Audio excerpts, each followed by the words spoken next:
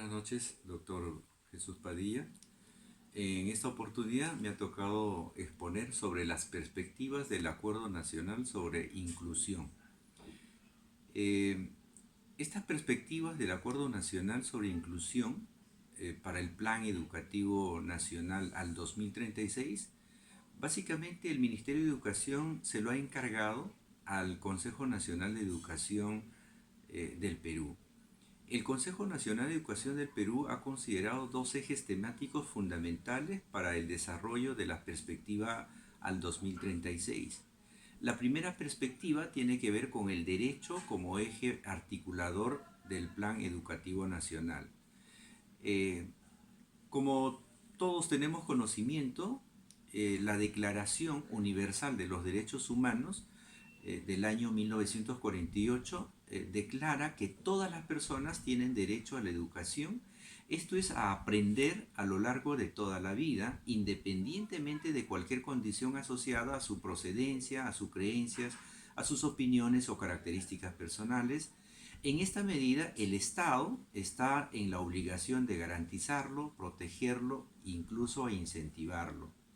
Asimismo, la Declaración de Salamanca en el año 1994 declara el fundamento principal de la educación inclusiva es de todos los estudiantes y que todos ellos deberían aprender juntos siempre que sea posible, sin importar las dificultades y diferencias que puedan tener. Sin embargo, esta inclusión, este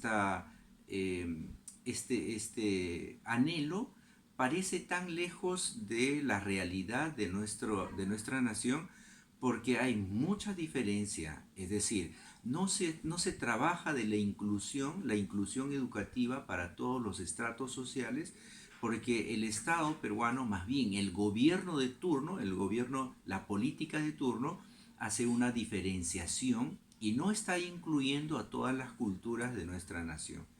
Esta visión, este sueño del deseo de incluir a todos los estratos sociales a la educación, parece utópico y un sueño irreal, porque basta ver una realidad concreta en nuestra nación a los niños de la sierra, de la costa, y la diferencia entre la capital y la selva, por ejemplo, es totalmente abismal.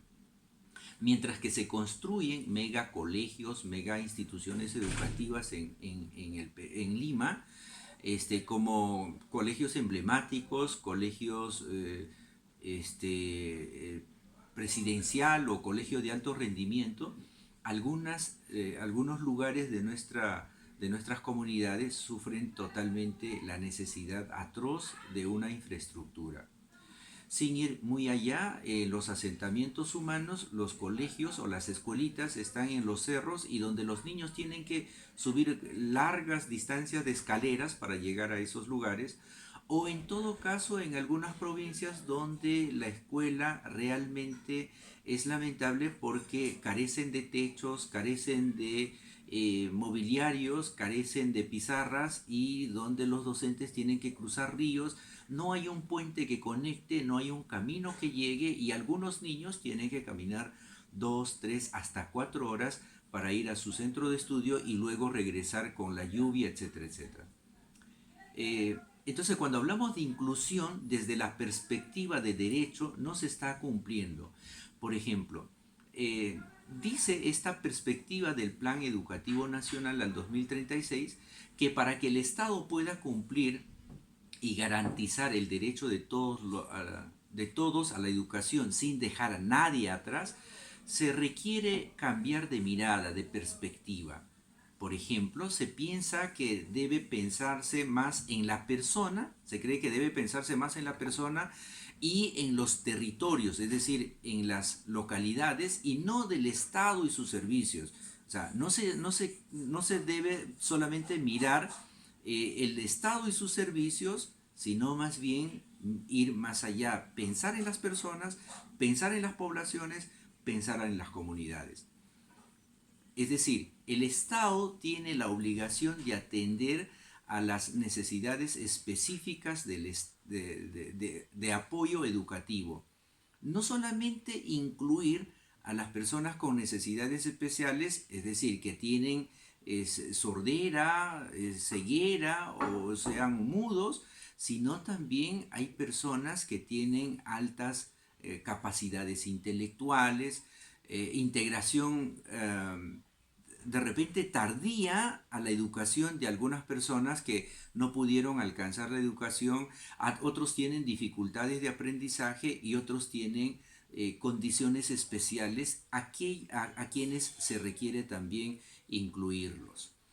El derecho a la educación como eje articulador del Plan Educativo Nacional del 2036, además indica que se debe ampliar el compromiso de la educación más allá del sector educativo y promover las sinergias interinstitucionales que garanticen particularmente que los niños, las niñas y los adolescentes en condiciones de salud, de alimentación, que les permitan aprender mejor. De tal manera que este plan, esta perspectiva al 2036, propone que el entorno de aprendizaje debe darse no solamente entre docente y estudiante, sino debe darse entre padres, entre el Ministerio de Educación, entre la comunidad educativa, entre las instituciones educativas, pero además con el apoyo de instituciones sociales, ONGs, instituciones culturales, medios de comunicación. Todos ellos deben hacer una sinergia para poder lograr el aprendizaje esperado. Este enfoque además indica, el segundo enfoque que trabaja el Consejo Nacional Educativo en la perspectiva al 2036 es el enfoque centrado en las personas. ¿Qué quiere decir? Que debe ser centrado en las personas, más no en infraestructuras, no en mobiliarios ni libros, básicamente, sino en las personas. Número uno, basta dar una mirada a nuestra realidad. ¿Qué es lo que sucede en el Perú y cuáles son las necesidades más urgentes en la educación? Por ejemplo, uno de los problemas que tenemos en el Perú y América Latina es el analfabetismo. Si bien es cierto, en los últimos 10 años, según las estadísticas del INEI, ha disminuido considerablemente la tasa del analfabetismo, todavía hay un alto índice de analfabetismo en el Perú. Y principalmente las personas que tienen más de 20 años o 30 años para arriba son analfabetos. Hay una estadística del INEI y según la UNESCO, en América Latina el 26% de adultos son analfabetos. Y de los 73 países que en el año 2000 ofrecieron reducir el analfabetismo hasta el 50%, al 2015 solo 17 países cumplieron con esta meta. El perfil de analfabetismo en el Perú es del 75.5% de la población analfabeta. De ese porcentaje, el 75% son mayores de 15 años de edad y solo el 1% de la población analfabeta tiene entre 15 y 24 años de edad.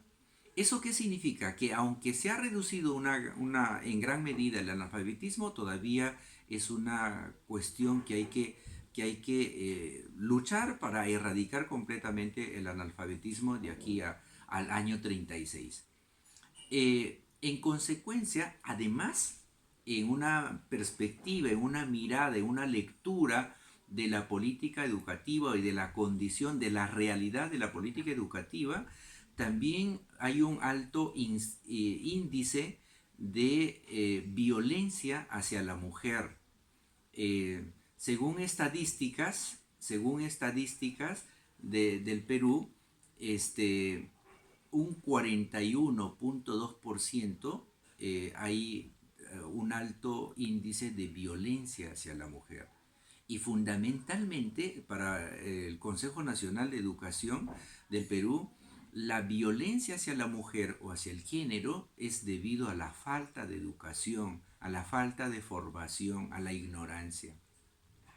Entonces, recordemos que en la base del analfabetismo o la deserción está la inequidad educativa, la violencia o la pobreza, entre otras circunstancias. Y cuando hablamos de pobreza, vamos a tener que recordar la poca cantidad de personas que se enriquecen permanentemente, el sector empresarial y el sector de los políticos, siempre van teniendo mayor cantidad de ingresos, entre tanto la gente pobre, la gente de clase media y baja, aumentan cada día más y más. Entonces, hay que atender desde la perspectiva del Consejo Nacional Educativo, hay que pensar en la persona, y cuanto mayor educación tengan las personas, tendrán mayor probabilidad de subir su estatus social. Número dos, según el Consejo Nacional Educativo de la Educación del Perú, la educación es tarea de todos. Es importante comprender que, si bien las instituciones educativas son espacios privilegiados para el aprendizaje, es igualmente importante la participación de las familias, las empresas, los medios de comunicación, entre otros agentes, que puedan contribuir a la formación y a la educación de nuestros niños. Y finalmente, en tercer lugar, el enfoque centrado en las personas también implica pensar en todo el ciclo vital del ser humano.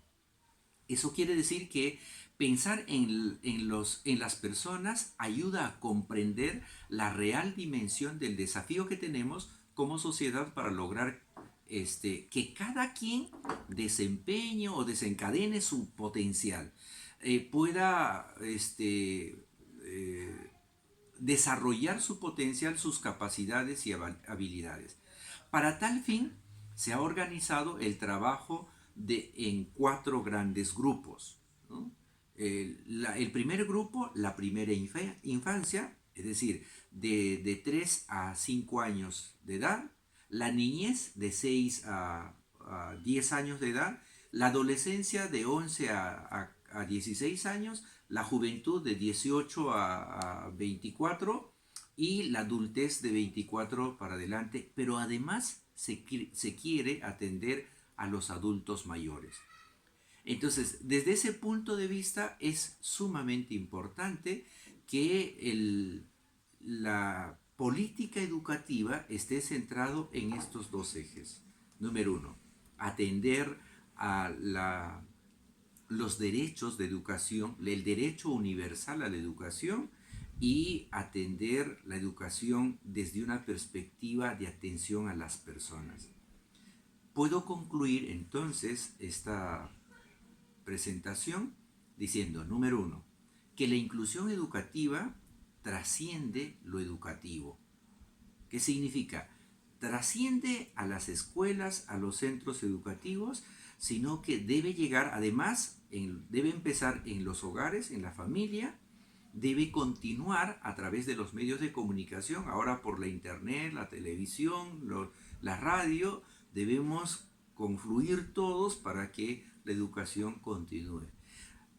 No solamente los medios de comunicación, sino también las entidades, las sociedades anónimas, los sectores privados, como las ONGs, de repente hasta las iglesias, iglesias religiosas, todos podamos confluir en la mejora de la educación.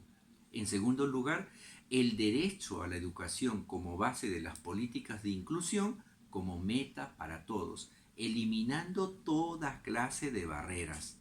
Si hay una institución de educación básica especial, debe atender a todos los estudiantes que tienen necesidades especiales, y no engañar al mundo entero diciendo que estamos incluyendo, cuando en una educación básica regular te aumentan o te agregan o te añaden o matriculan a un niño autista o a un niño con síndrome de Down, creyendo que va a tener el mismo aprendizaje o esperando que tenga el mismo aprendizaje que un niño totalmente regular. En tercer lugar, el fundamento en interés y bienestar máximo del estudiante debe ser una perspectiva de la política educativa. Es decir, que si el Estado entiende, o más bien la política educativa entiende que el interés máximo del estudiante es su derecho, entonces las cosas cambiarán un poco de aquí al año 36. Y finalmente, las principales barreras están en la infraestructura y principalmente en las provincias. En la sierra, en la selva, hay una gran necesidad de infraestructura, pero también en el desarrollo de los profesionales. Si hablamos de inclusión educativa, en el Perú es una de las naciones que los docentes o los profesionales de educación, del sector educación, no están incluidos en el sistema educativo porque en los planes del Estado no está la mejora de calidad de aprendizaje de los docentes, las currículas de las universidades no están acordes a otras carreras. Hay una discriminación total entre las carreras empresariales, por ejemplo, carreras de medicina o carreras de derecho, con las carreras de educación. En el Perú es la única nación donde el profesor, los docentes son los peores pagados. O sea, una persona que trabaja en transporte gana el doble, al triple que un maestro, que un profesional. Entonces, la política educativa tiene que incluir la perspectiva que debe tener al 2036. No solamente es el cliché de educación de calidad, pero la educación de calidad sin una calidad profesional nunca va a llegar. Necesitamos entonces el desarrollo profesional requeridos no solamente en su capacitación, sino también en sus actitudes, en sus valores y sobre todo en esta actitud de no discriminación. Porque hay en la mente de muchos profesionales que existen alumnos normales, alumnos anormales, alumnos con necesidades, etcétera, etcétera. Debemos todos confluir para que la educación inclusiva sea real, ¿no? Muchas gracias por este tiempo y espero que eh, pueda disfrutar también. Ahí tengo he puesto en la presentación un video donde se hace una entrevista al presidente nacional del Consejo Directivo Nacional, del Consejo Nacional de Educación, perdón, y donde él habla sobre el proyecto nacional educativo al 2036. Muchas gracias, doctor.